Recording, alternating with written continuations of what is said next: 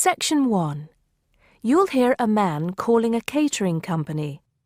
First, you have some time to look at questions 1 to 5.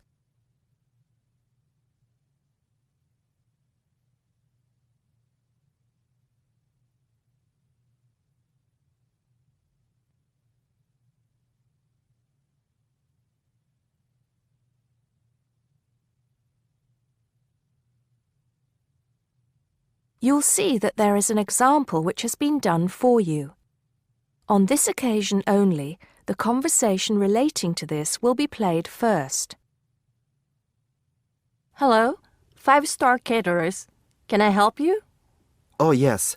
I spoke to you an hour ago about the arrangements for our end-of-term party. The man is calling about a party, so party has been written on the form. Now we shall begin. You should answer the questions as you listen because you will not hear the recording a second time. Listen carefully and answer questions 1 to 5. Hello, 5-star caterers. Can I help you? Oh, yes. I spoke to you an hour ago about the arrangements for our end-of-term party. Oh, that's right. It's Mr. Saunders, isn't it? Actually, it's Sanders. That's S-A-N-D-E-R-S. Oh, I'm sorry. I'll just get that down correctly on the form. Okay, Mr. Sanders, sorry about that. No problem. Well, I've got the details you asked for, so I thought I should call you back quickly and book. Good. Let's fill in the form, shall we? Great. First of all, can you give me a telephone number? Somewhere where you can be contacted during the day. Yes, it's 445-6786. 445-6786. Okay. And do you have a number where you can be contacted outside of office hours? Well, I'm at work till late in the evening, so use the same number, and if I'm not there, you can leave a message. Thanks. I'll make a note of that. And how many guests shall I put down? Okay, that's changed. So instead of the figure I gave you before of 85, it's now only 50. It's much lower, I'm afraid, because a lot of people can't make that date. That's not a problem. Can you remind me of the date we'd set? Yes, it's the 25th of June. Okay, that's fine.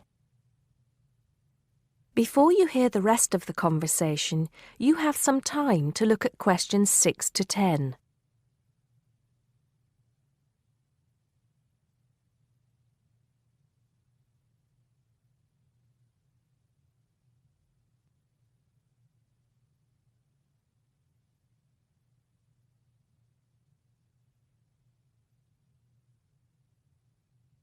Now listen and answer questions 6 to 10. Now, did you have the chance to look at the tables on the website? Yes, I did. And I think the rectangular tables would be good. The long, thin ones. Yes, you could have 2 of those. The only problem is that they're for 24 people. So you'd only seat 48 people that way. And if you have 50 guests... Oh, I see what you mean. 2 people would have nowhere to sit. What about the square ones? You'd have the same problem with numbers. Usually, for 50 people, we find the round tables work well. Not the smaller ones. They only seat 6 people. The ones that seat 10, the large ones. So do you think we should have 5 of those? I think that would work well. Okay, that's what we'll do then. Fine. And have you decided on the menu you would like? Yes, I think so. But I wanted to ask you, we talked about having the 3-course meal with waiter service, but in the end, we thought it would be a bit too formal. So that leaves the buffet or the 7-course banquet. How much is a banquet again? £100 a head. That's too much and too formal. The buffet is fine. Okay, so I think I've got everything. we'd need a deposit of 50% of the total. Right. What's the total? Just a minute. Yes, it's £30 a head times 50, so that's £1,500. 50% of that would be $750 now, with the balance due another $750 on the day. Great. I'll call in tomorrow if that's okay. I can pay you the deposit then. We'll look forward to seeing you tomorrow then. Okay. Thanks a lot. Goodbye. Goodbye. That is the end of section 1. You now have half a minute to check your answers.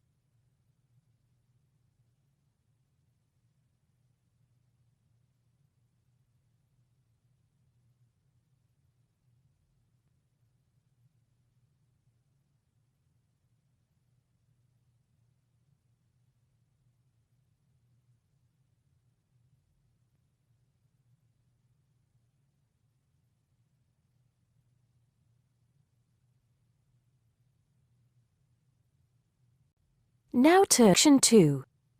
You'll hear a guide talking to a group of tourists about Buckingham Palace. First, you have some time to look at questions 11 to 17.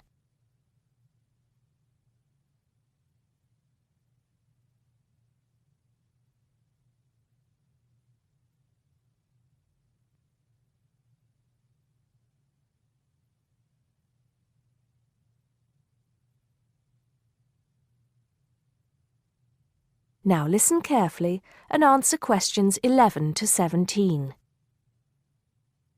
Now, of course, Buckingham Palace is instantly recognisable to millions of people around the world. As we pass the palace, I'd like to tell you a few things about the history of this famous building. We think the first house was built here around 1624. In 1674, that house burned down and a new one was built, called Arlington House after its owner, the first Earl of Arlington. Then, in 1703, the first Duke of Buckingham changed the design of the house and the name. It was then known as Buckingham House. The building we see in front of us now has undergone many changes since it was first built. The east front, which is the part we see from the road, was added as part of the work done by Queen Victoria and was completed in 1850. But the palace has remained pretty much unchanged for nearly 100 years. The last major changes to the structure were made by King George V, who, in 1913, had the east front redesigned as a backdrop to the large memorial to Queen Victoria, which had just been placed outside the palace gates. Since then, only minor changes have been made.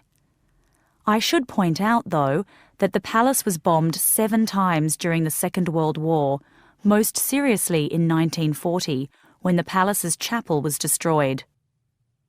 Today, of course, it is the home of the royal family, but that wasn't always the case, although they did own most of the land it was built on. It was George IV who turned it into a palace, doubling its size when he became king in 1820. He had inherited it from his father, King George III, who, in 1761, had become the first royal owner of the building, though it was still not used as the home of the royal family, just as a private home for Queen Charlotte. It was known as the Queen's House at that time. King William IV finished the work after his brother, George IV, died. But King William never moved into the palace. In fact, in 1834, he offered it as a new home for Parliament after the Houses of Parliament were destroyed by fire. The offer was not accepted, though, and in 1837, when Victoria became Queen, the house became the main royal residence in London. However, Victoria and her husband, Prince Albert, found the house too small, so they carried out building work to further enlarge it. This included building the east front, which I've already mentioned as the part we are looking at now. Victoria was also responsible for moving the Marble Arch, built as a part of the palace itself in the 1820s, to where it stands today, separate from the palace on the corner of Hyde Park. For 20 years or so, the palace was often the setting for huge banquets, dances, and musical performances. This period lasted until Prince Albert died in 1861, after which Victoria spent very little time there, and the palace was hardly ever used. Before you hear the rest of the talk, you have some time to look at questions 18 to 20.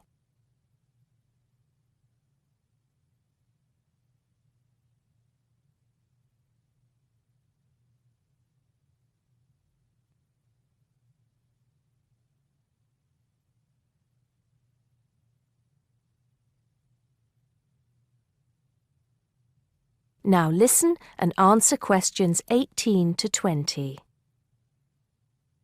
When Victoria died in 1901, Edward VII became king. He was responsible for most of the decoration inside that exists today, and the dark days of the later part of Victoria's reign were fairly quickly forgotten as the palace came back to life. The palace has been in continual use by the British royal family ever since. A lot of people ask me if they can visit the palace. One way is if you're lucky enough to be invited to one of the 3 garden parties usually held every year. As many as 8,000 people attend these, although most of them do not get to meet any members of the royal family, and they don't see much of the inside of the palace. The garden is, however, quite spectacular, and it is the largest private garden in London, with an artificial lake, 30 different species of bird, and over 350 different wild flowers, some of which are extremely rare. Inside the palace, there are 240 bedrooms, 92 offices, and 78 bathrooms. There are also 19 staterooms, which are used for official engagements and ceremonies. Members of the public are only allowed to visit the staterooms, and then only in August or September when the monarch is not there. It's worth it, though, because there's a lot to see in the staterooms, including examples of some of the world's best art with works by Rembrandt, Rubens, and Canaletto. The tour, which lasts up to 2.5 hours, ends in the garden, where you can see more of the outside of the palace not visible from the road. That is the end of section 2. You now have half a minute to check your answers.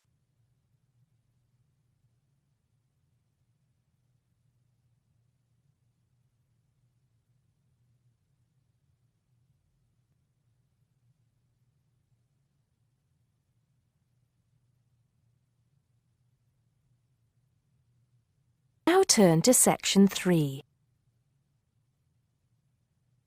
Section 3. You'll hear 2 university students discussing a social science lecture they attended. First, you have some time to look at questions 21 to 24.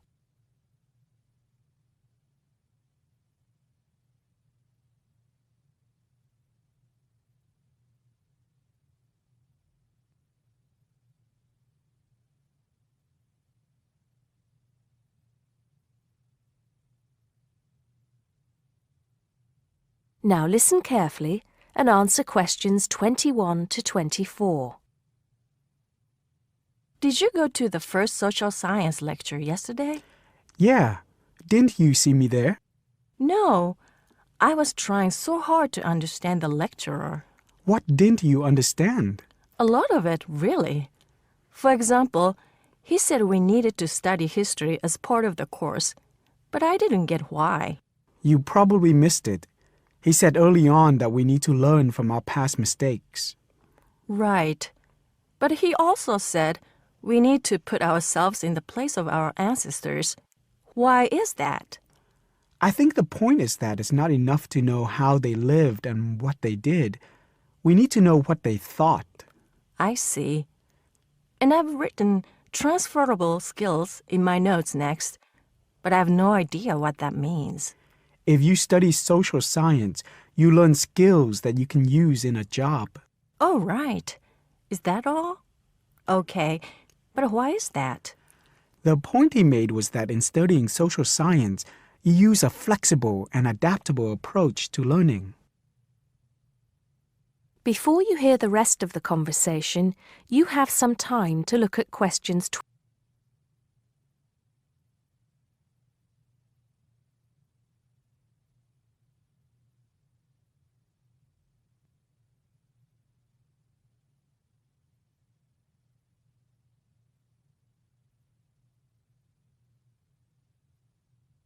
Now listen and answer questions 25 to 30. He also kept mentioning all the other subjects we will need to study as part of the course. I didn't write them all down, did you? Some of them. I think I can make sense of my notes. The first one was anthropology, which he said would cover prehistory and archaeology as well. Okay. Then there's economics. I wrote down that this was not meant to mean that we will spend all our time looking at economic theory, but more that we need to see how humans behave. That's good. I don't think I could handle economic theory. He said something about education too, didn't he? Yeah. He said we'll be looking at how cultural information is handed down from one generation to the next through teaching children. He said we'd be focusing on geography too, but I can't really remember which aspects. Can you? I noted it down, I think. Here we are, yes, particularly in relation to urban planning. It's law that I got confused about. I didn't understand why he linked that to economics. I think he meant that laws affect the way wealth is distributed. That makes sense. Now, what are the science wars? Okay, I did get that. The science wars are about how social science collects information. In sociology and social work, and in social science generally, they can only study patterns of behavior and observe. If you compare that to the way scientists work in physics or chemistry, it's very different because they use specific experiments that can be tested and which give concrete answers. Social studies is often accused of being unscientific. That's all. Okay. But it still looks like a good course, doesn't it? You don't have any regrets, do you? None at all. I'm looking forward to it. That is the end of section 3. You now have half a minute to check your answers.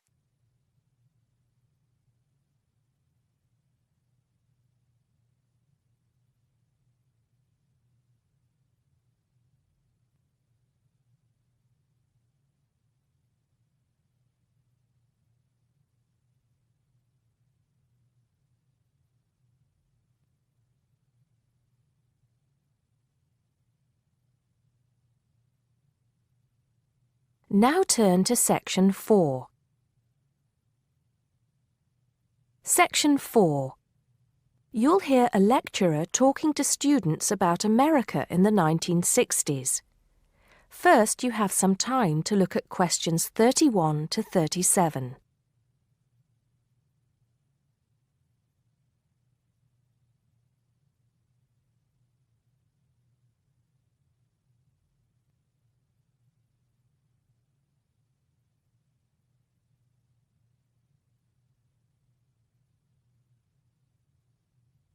Now listen carefully and answer questions 31 to 37.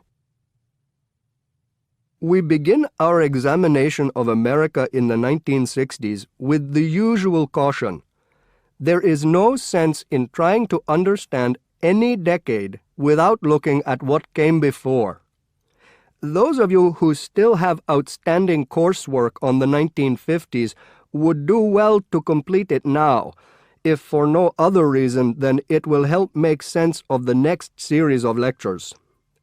But we must press on, and I'd like to begin my talk about the 60s with a reference to one of those things that came before, the post-war baby boom. With the end of the Second World War in 1945, there began in the USA an era of perceived prosperity and security. In short, people started to feel that the world was a much better and safer place to bring up children. So, at the start of the 60s, all those children born in the baby boom, 70 million in the US alone, were teenagers. As the 60s progressed, and as this large number of people approached adulthood, there was a noticeable shift in the balance of power, and young people began to have a voice in ways that were not considered possible in the more conservative atmosphere of the preceding decade. Things were moving forward at a rapid pace. The literature of the time brought out all the taboos. Everything was covered, such as race in, for example, the book To Kill a Mockingbird.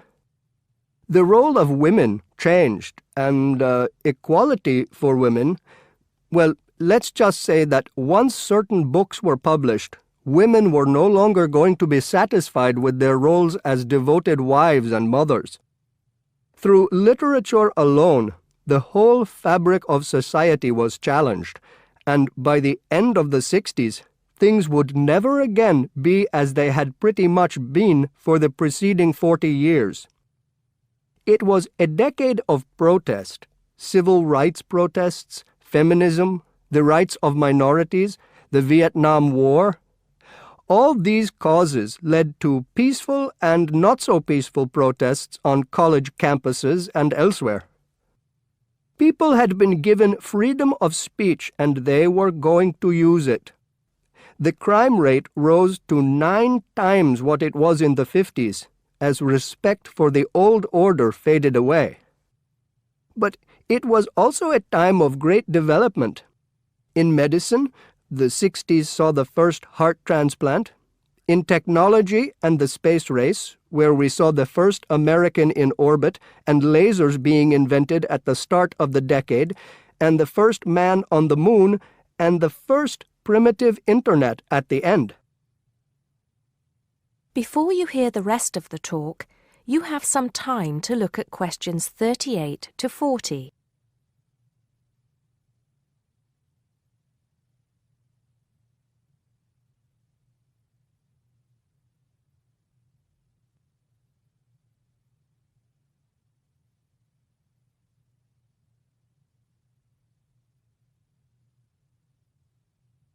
Now listen and answer questions 38 to 40. None of this, good or bad, might have happened if things in 1962 had gone slightly differently. On October 16th, President John F. Kennedy met with his closest advisors at the White House. They had obtained photographic evidence showing that Cuba was building or installing nuclear weapons. It was widely believed that Cuba was preparing to fire these weapons at cities in the USA. Kennedy was faced with 3 choices: to try to resolve the crisis diplomatically by negotiating with Cuba and the Soviet Union, to take action to block the delivery of more weapons into Cuba, or to attack Cuba, destroying their weapons.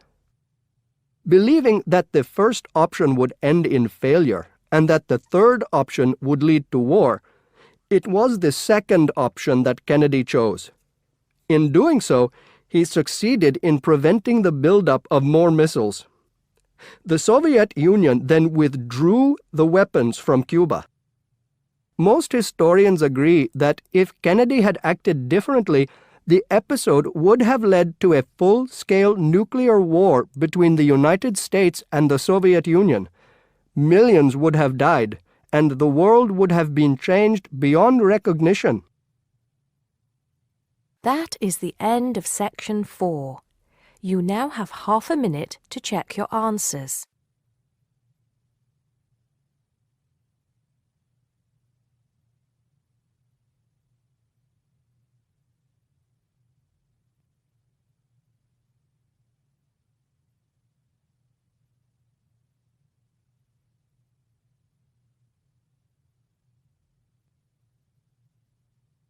End of the listening test.